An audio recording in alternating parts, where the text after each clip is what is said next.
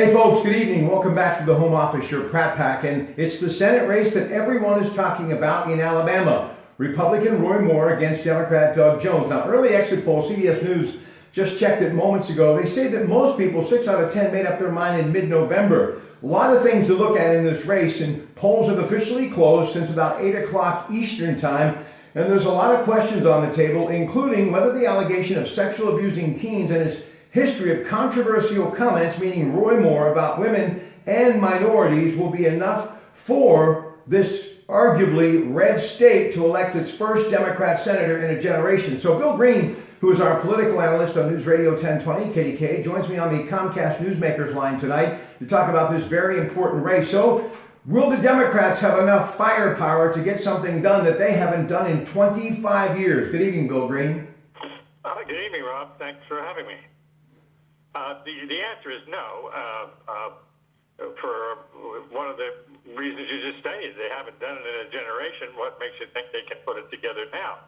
My point being is they're not used to voting for Democrats, and I don't think, in spite of the gazillions of dollars that have been spent, are the people going to change their mind. Also, there's a very low turnout. I think it's below 30%, and that usually means more Republican voters vote with a smaller turnout. With a larger turnout, Democrats will overwhelm Republicans.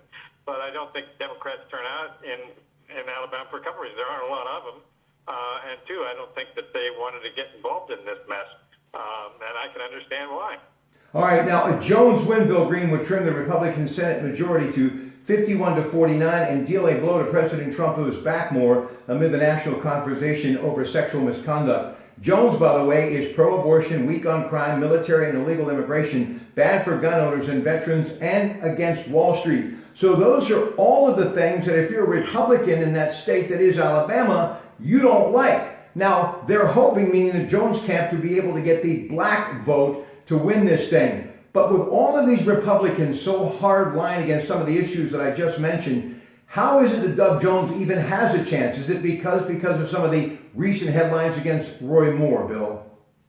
Well, I don't think that the black vote in Alabama is necessarily always liberal and democratic. I think we shortchange the fact that there are African American conservatives and Republicans, and I think they realize that to do anything in Alabama, you need to be a conservative, and so I'm not sure that the African American vote would change things. And Jones is the anomaly that the Democrats usually do. They try to find the antithesis of the Republican, no matter what state you're in, and run the Democrat against the Republican. So there's a pure choice, and Alabamians certainly have that. But again, they've been voting, as you pointed out, for generations. Remember, this seat is the Attorney General's seat. This is Jeff Sessions' seat, and he held it for, 4 terms or 5 terms or something. I mean, he held it for a long time. So I don't think that they're apt to switch parties on this case. Roy Moore is incredibly controversial, and who knows if he's going to be staying in the Senate for very long. There may be an ethics investigation. I would suspect there'll be one if he becomes senator. Well, he won't become senator-elect. He becomes senator immediately, by the way. There's no waiting period to January. He'll become senator tomorrow, whoever is elected. And if there's an ethics commission investigation, which I believe there will be, that'll take place immediately. And then we'll see what that investigation curtails. It may say that he can not represent the state of Alabama. I can't imagine the Senate refusing to seat someone who was just elected. But I think they will go through the motions and then probably absolve them.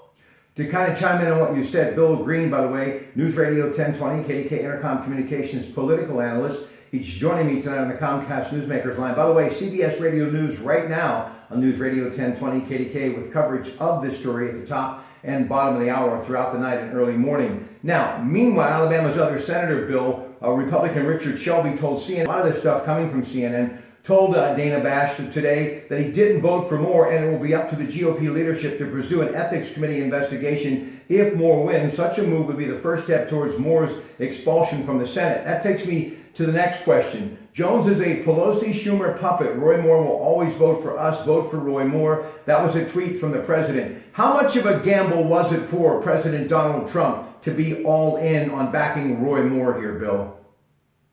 I think someone realized it, or he realized it, that as this campaign went along, that it was too close, and that he was the deciding factor.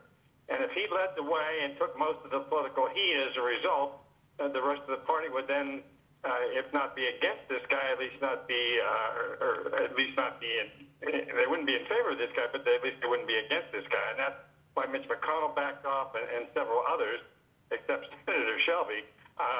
And so I think the president had a lot to do with this.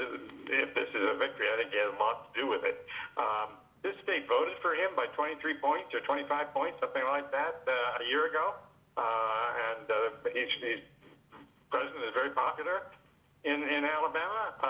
And so I think he has a lot of credibility going into this. I think if he loses, he certainly risks a lot, but I don't think he risked the whole bunch. I think that he knew that his decision would put him over the top. All right. Thanks again to Bill Green, our political analyst, News Radio 1020 KDK on the Comcast Newsmakers line. I'll be back here in the home office tomorrow with all of the aftermath of the election, and I highly recommend that you tune in to Mike Pintek tomorrow. You know he's going to have a lot to say about this beginning at noon on News Radio 1020 KDK. Bill, thank you very much. Good night. You're welcome, Rob. Good night. Good night, everybody.